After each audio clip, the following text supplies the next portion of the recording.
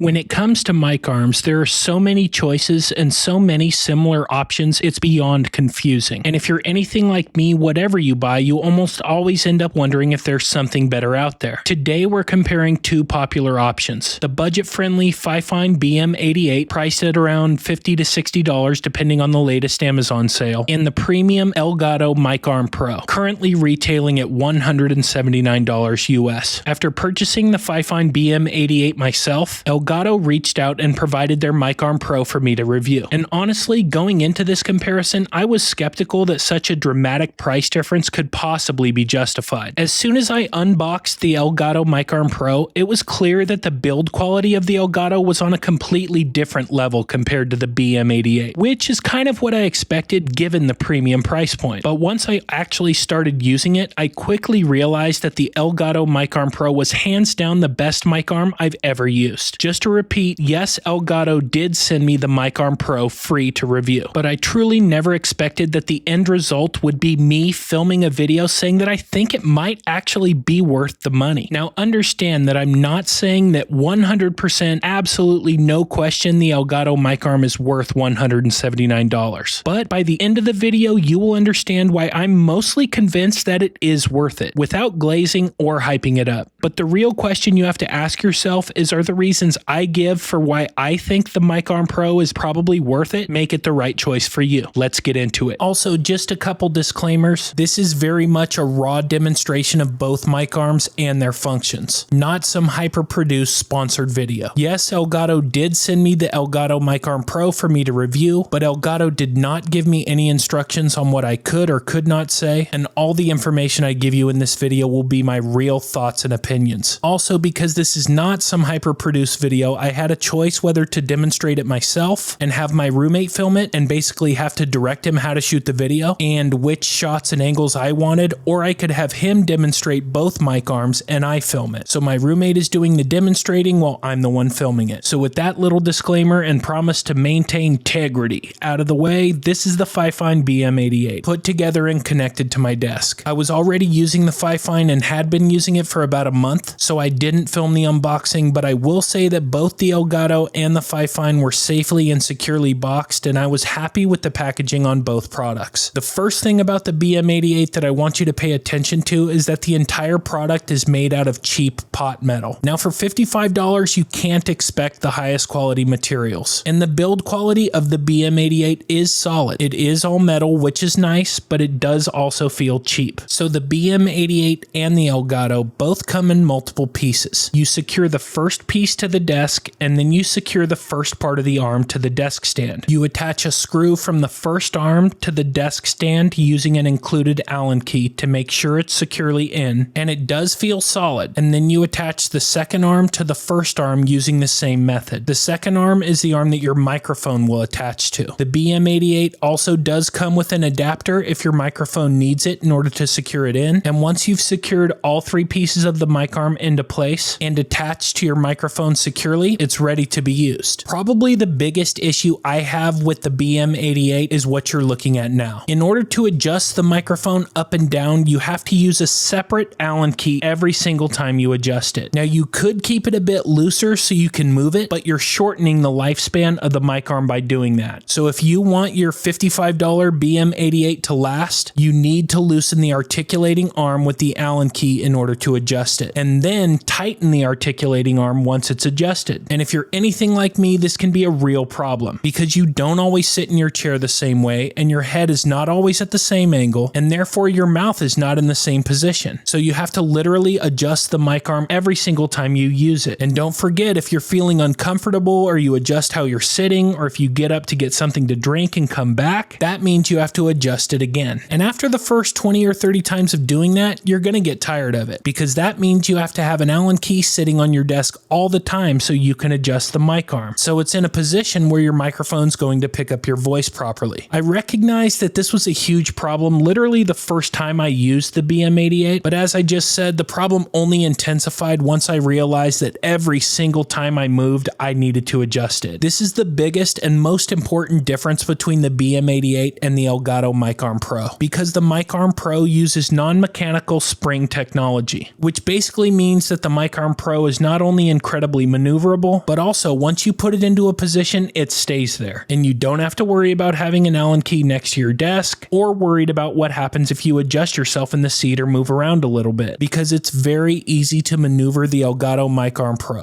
I'll show you more about that when I show the Elgato in action, but understand that what you're looking at here on the BM88 is the biggest and most important difference between the two mic arms. Having said that, once you do get the BM88 into a position that's comfortable for you, it will be secure for the most part, but I have run into a few situations where it does loosen, and then I have to find the Allen key again and re-tighten it, usually in the middle of my stream, which some could argue is a small inconvenience, but it's annoying enough to get really old really fast. Finally, once you get the mic arm into a good position, there is also an articulating handle that your microphone is attached to that you can tighten and loosen to move your mic around to get your mic into the correct position. And this handle that the mic attaches to is probably the most well-made part of the BM88 because it will stay in position, and once you tighten it, you can kind of forget about it. But I still prefer the handle on the Elgato Mic Arm Pro, which I will be showing you shortly. Most of the setup on both the BM88 and the Elgato Mic Arm Pro is very similar, and the real difference is just the quality of all the parts as well as the ease of use, which I will go over and do my best to explain as we move along in the comparison. With the BM88, you will be able to maneuver your microphone using the adjustable articulating lever basically anywhere you need it to go, and for $55, it's a pretty good value overall. But again, with the Elgato, everything just feels a lot smoother, a lot more quality, and really less fragile and cheap. Literally everything on the BM88 feels cheap, and it also feels that if you adjusted something the wrong way or you over tighten something, it's going to break, and it probably will because they are using the cheapest materials they can. Finally, the second most important differentiator between the BM88 and the Elgato Mic Arm Pro is the cable management system on both mic arms. Both cable management systems are located underneath the actual arms. On the BM88, there is a large removable plastic piece on each of the arms where you can neatly gather whatever cables you need. It is kind of tricky to take on and off, as you can see, and again, it feels so cheap. And it's also probably the easiest thing to break on the BM88, so you really need to be careful when removing these plastic cable management covers. However, once you do get it off, you can store your cables and then slide it back on. As we will see when we switch to the Elgato Mic Arm Pro, Elgato uses a similar but also very different method of storing the cables, and one that I find infinitely easier, more user intuitive, and will last a hell of a lot longer than these cheap plastic pieces on the BM88.